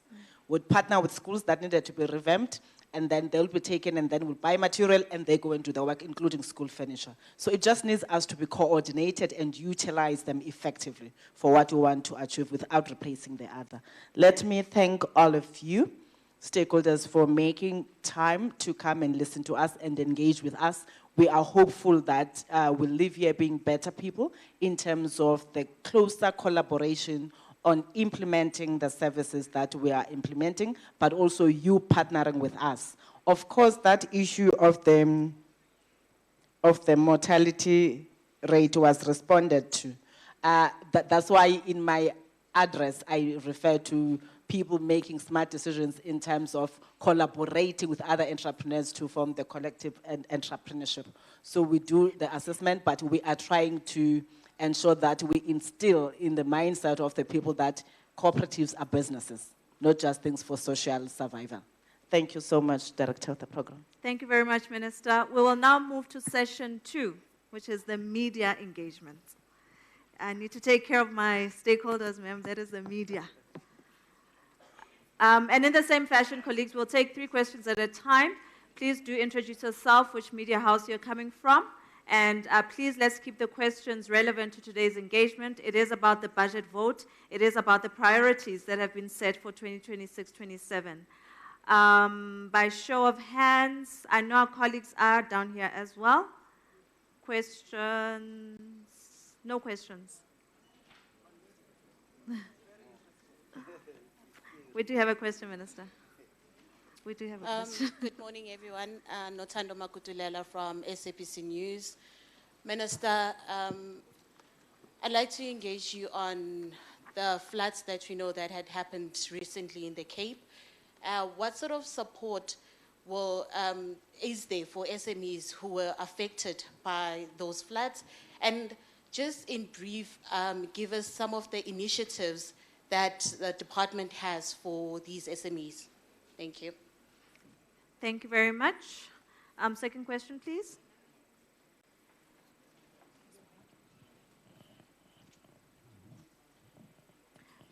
Minister, doesn't look like we have another question. Yes. Thank you so much. We convened our disaster, IMC for disaster, in order to look at the impact of the floods in the affected areas. And upon getting a detailed report, we're then able to say these are the interventions. You'll find out that some of them, it is their infrastructure that is washed out. It depends on what is it that is the issue. So we are waiting for a report. I know that Minister Hlabisa will be reconvening us again this week in order to receive reports from our officials, and we'll be able to direct them for the interventions that we can provide. Thanks so much. And I think our CIO, investment officer, would also add what SETFA has done. I think in reference to that, those that are in our system, when we say system, in our books, those that we've funded, we've reached out to them to figure out how we can at least try a system if there are payments that were due and those that we can restructure the facilities. And that's in line with just trying to streamline and make it easy for them to cover their overheads and focus, those that haven't made money or those that have been affected in this period. Thank you. Okay. Thank you. And we do have questions up. Power FM. Good morning, everyone. This is Madapiri from Channel Africa Radio. Minister, we've got a problem here. I just wanted to rectify one of the stakeholders asked a question about how to tackle the problems of illegal immigrants having the positions in a lot of companies and businesses here. How do we tackle that problem? Maybe with the rightful papers like you mentioned, but we can see that this issue is still continuing. How do we cut that from happening? Thank you. Thank you very much. Minister, illegal immigrants. The best person to respond is the Minister of Home Affairs. The person that regulates who must be here, who's not here legally, is the Minister of Home Affairs that says, I'm sending you back home because you are not supposed to be here. All I can do from my side, which will not talk to moving them away or keeping them here, is to say our support tightens in terms of the business licensing bill that we are introducing to say, let's reserve these sectors. Therefore, anyone who's not on the list of those that are reserved will not be able to participate in it. This requires a collaborative effort, again, from the residents or the citizens themselves to stop buying products from people that they don't know if they are here legally. We need to work with traditional leaders to make sure that they check in their areas, who do they give land to, who do their own people lease their businesses to, their properties to.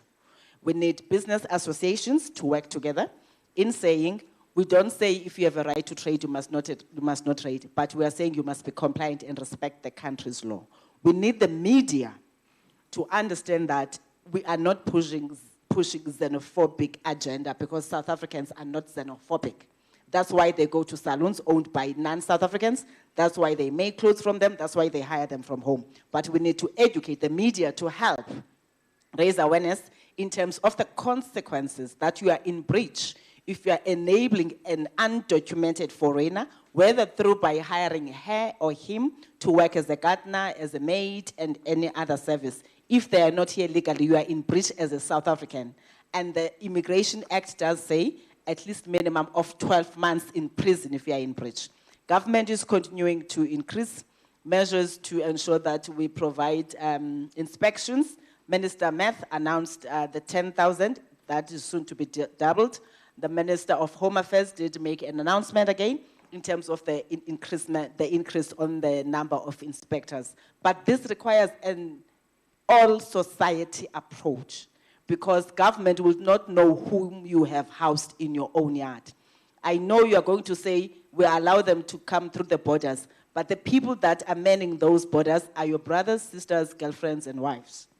It is through them that we have seen the incidents reported in Mandlanga and other investigations that there's lots of corruption that is happening when it comes to issuing of identity documents by South Africans. So we call upon all South Africans to prioritize the safety of their children, prioritize protecting the sovereignty of this country, but most importantly, protect the economy of this country by being citizens that are responsible. Government will come join you in terms of saying, if you have identified that indeed the Stella who's trading here illegally is not supposed to trade, and the non-South African, then you tip the law enforcement agencies, then they will come and work with you and do what they are supposed to do. We bank on media to spread a positive message about the contribution of South Africans, not to put South Africans as being xenophobic, because I know they are not. Thank you so much. Thank you very much, Minister. And I think it would be amiss if I do not give an opportunity, just 2 minutes, from the chairperson of the NYDA and the chairperson of the National House of Traditional and Khoisan Leaders, just to give us their reflections as we move to a close.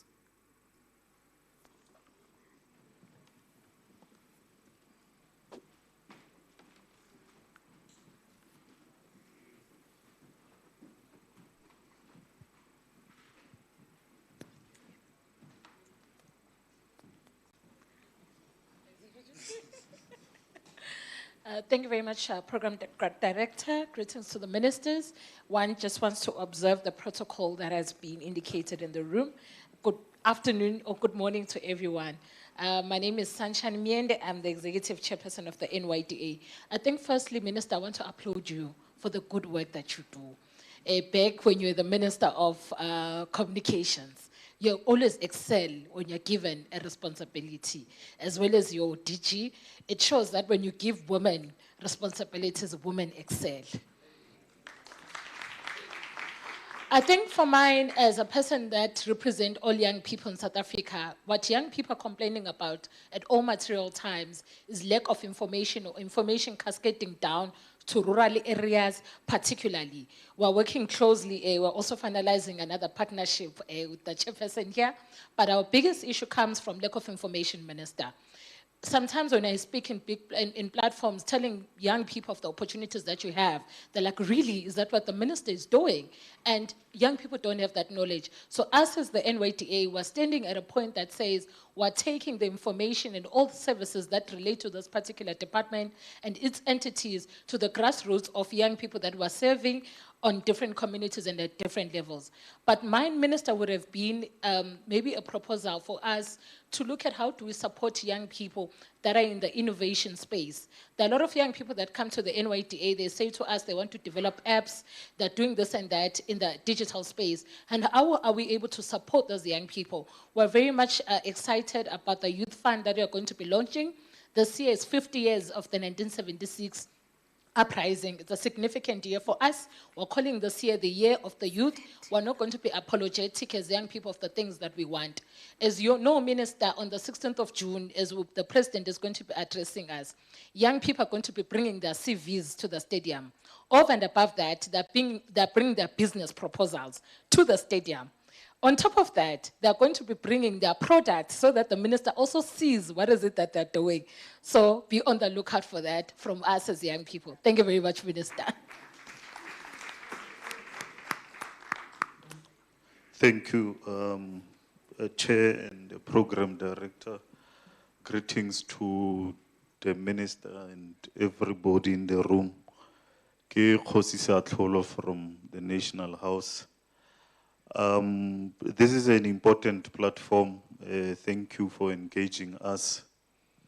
And I'm also happy that I had a couple of people in the room speaking about entrepreneurs in rural areas. We appreciate that. The more voices, the merrier on behalf of our people in rural areas, because there's a tendency to just speak to urban areas. So we are here as traditional leaders, firstly, to commit that we are working very closely with the department and the minister to ensure that those young and old people in rural areas, the female-initiated businesses, do have access to land to ensure that they are able to conduct their businesses. And of course, we cannot speak as rural people without speaking about agriculture, because central to the competitive edge that we have is land. So there's land in abundance, and I've seen through the documents that you are also looking at that. But the one particular thing I would like to appreciate as I sit down is the question of artisanal mining. That is something that is happening quite a lot, or there's a potential of it quite a lot, small-scale mining in rural areas, but the technical know-how, the packaging of the potential business, as we are speaking about funding and non-funding mechanisms. So we want to have the department looking closely at people who are in rural areas who are exploring small-scale mining, so that we can slowly bring them up to the mainstream of mining. We would really like to see some form of results in that. Thank you very much.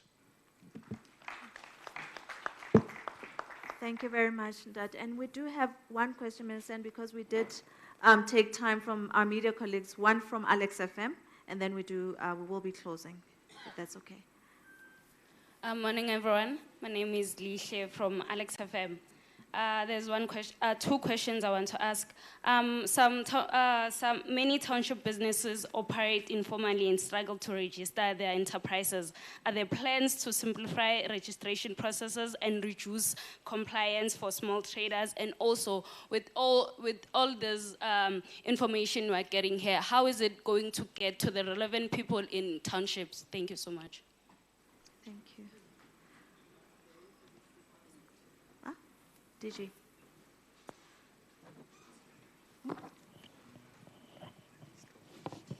Yes, very true. But how is the information going to get to those people? Like I have mentioned, we work very closely with other departments. We work with your COCTA that is already there in those townships. But again, at the level of high level, I have explained that there is what you call the MINMAC. And in that MINMAC, where Minister met with all the MECs of economic development in all the provinces. So that information will then ordinarily cascade down. We also have our own technical MINMAC where we meet with those HODs and we work with the municipalities, but we also have different roles. Our role as a department and the role of COCTA DCOC, and that particular information, it does cascade down to all those people at the relevant level where it's supposed to be, because the registration, it does happen at municipal level. So they know exactly what is their role that they are looking at and what is it that people need to comply with for them to be able to be issued with those licenses. So that is the communication that is very clear, and we do that through those established structures of communication. Thanks. Thank you, CFO. Thank you, CIO. I will now, as we close, Minister will come and do her closing remarks. Yes. I guess I didn't respond to my program when I sent it to you. You can go down, please. Yeah. On the podium.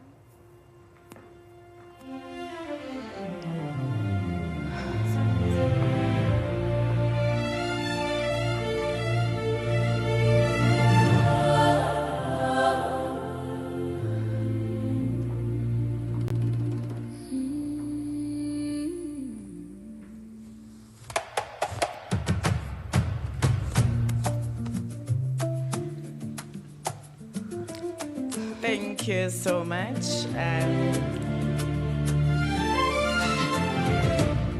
They want us to be chilled and move a bit. Don't blame me. Thank you so much, Director of the program. Ladies and gentlemen, our dear guests, everybody who's watching from home, we thank you for making time to listen to this work that we are doing. As I indicated earlier, these funds that we have designed and announced during this budget vote will mean nothing if there's nobody to take them on. They will mean nothing if there are no partners who say, Minister, we know that you can't reach every street, and therefore we're here as a business association or as any other stakeholder will help carry the message out. That is why we emphasize that we need to collaborate with yourselves in all portfolios, in all sectors, because you understand the sectors better. For the funds that I said they're still to be launched, those ones that we have not undertaken consultations, we await your meaningful contributions in them. Because as I said, we want to design funds that respond to the intended beneficiaries. And to everyone who's listening, or those that are listening, they must make sure that they share this message with their loved ones and those that are around themselves. Entrepreneurs are given an opportunity. We are clear that people complain about the fact that government is only focusing on young people. That is not entirely true. We do have interventions that are meant for young people. I mean, like, you're not going to go and apply for a youth fund and you are my age. That's the reality. You're not going to go and apply for a women's fund and yet you are a man. You're not going to go and apply for a construction fund and yet you are in the services. So all what I'm trying to say is that pay attention to what the fund is about. Make it your business to try to understand what that you are doing. Yes, we may not be everywhere, but those that have access to the internet through your cell phones, I don't want you needing laptops, but in your cell phones, as we have internet, you are on Facebook, you're on everything, follow our social media pages, go to our website in order to get more information on who qualifies for the different funding mechanisms that we have designed. Also tell us of the weaknesses when we're rolling out so that we can be able to improve and make sure that these interventions that we have introduced, they help us yield the desired outcomes. We are nothing without you. South Africa is nothing without you. Our economy awaits your great participation. And the first step to do is to participate in the development of the law. Attend the meetings that are called by your counselor. Because next thing, you'll be coming back and say, they prohibited me from trading in this area because of the bylaw. Laws matter. They drive how the economy must be shaped, which is why I said earlier, we are still going to come up with new laws, with new policy frameworks, in order to make sure that we open up space for those that have been closed out. Continue to report the challenges that you face in your respective areas. And if that happens, working with you, we're then able to break piece by piece all those burdens that are put or thrown to you as the entrepreneurs. Thank you so much for listening to us, and we are hoping that this is going to be an exciting year as we're going to begin the launches and the implementation of the work that we're working on. Thank you, Director of the program. Thank you, Minister.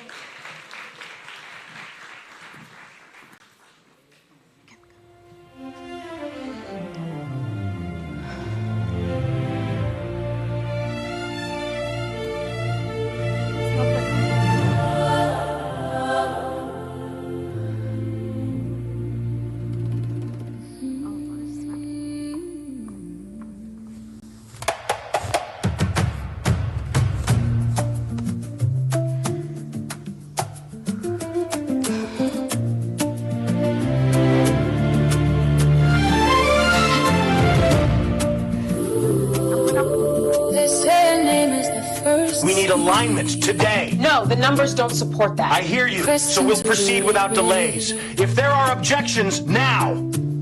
Before the world could see her face, we knew her spirit's word. When she found her voice, the sky began to rain. When she found her strength, she washed away the pain. We called her Bali, Bali, our flower, our story.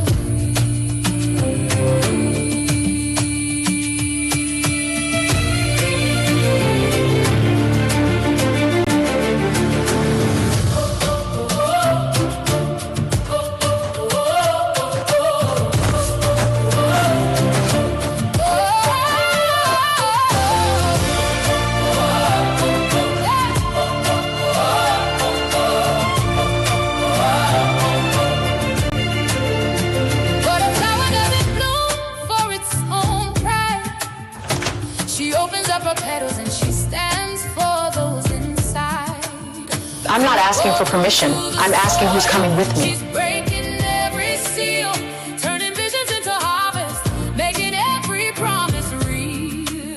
You don't need my permission. You need your next sentence. My next sentence costs money. Good. Then don't spend it on apologies, okay? No discounts. Nurturing the story, funding the future. Your story is our history. Let's grow it together. Her business, her terms, her growth. This is one of the funds that Minister has launched in Bali for her, the 300 million rand fund that has been launched for women. And as our ecosystem partners, we invite you to walk this journey with us. It's about coordination, collaboration, and effective execution. With that, I'll call upon our board member, Dr. Bonakele, to give us the vote of thanks on behalf of the DSBD portfolio.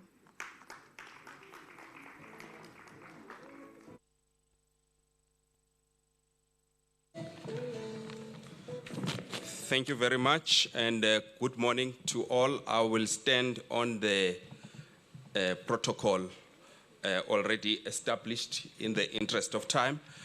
My job is very, very simple, is to thank everyone. But let me first just really appreciate once more the presence of our special guests, Khosi Siatlulo from the National House, as well as the NYDA chairperson, Dr. Miende. Thank you very much for gracing us today and for representing the stakeholders. But ladies and gentlemen, also very importantly, I'd like to thank all of you for your attendance.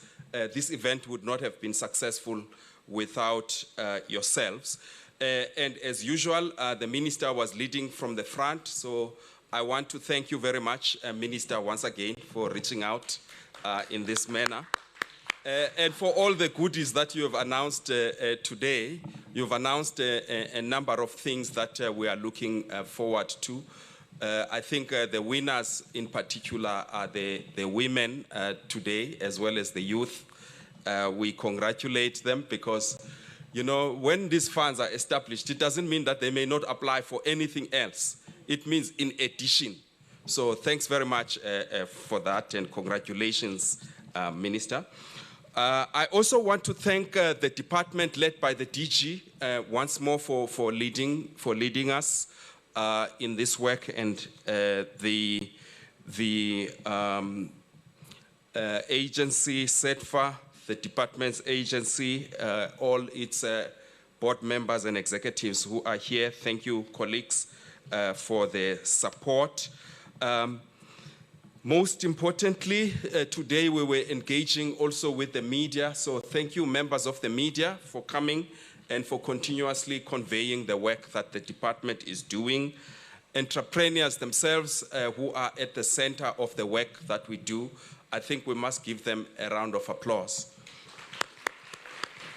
They are represented by various business associations and, of course, as individuals. I think I have thanked everybody I needed to thank, but most especially today, I also want to thank our Master of Ceremonies, who is beautiful and competent. So thanks very much, Madam Mokitimi Dlamini, for steering us. She's a SETFA executive. And I want to thank her as well as the team that has put all of this together. It's really beautiful. The venue is fantastic. The organization has been very good. You are welcome to network and enjoy some refreshments that are provided. Thank you very much, team, and everybody. Thank you very much, Dr. Bonakele. We have come to the end of our program, ladies and gentlemen. Your parking desk will be validated at the reception, at the registration desk, and then breakfast will be served upstairs. Thank you very much. It was a pleasure, and see you again next time.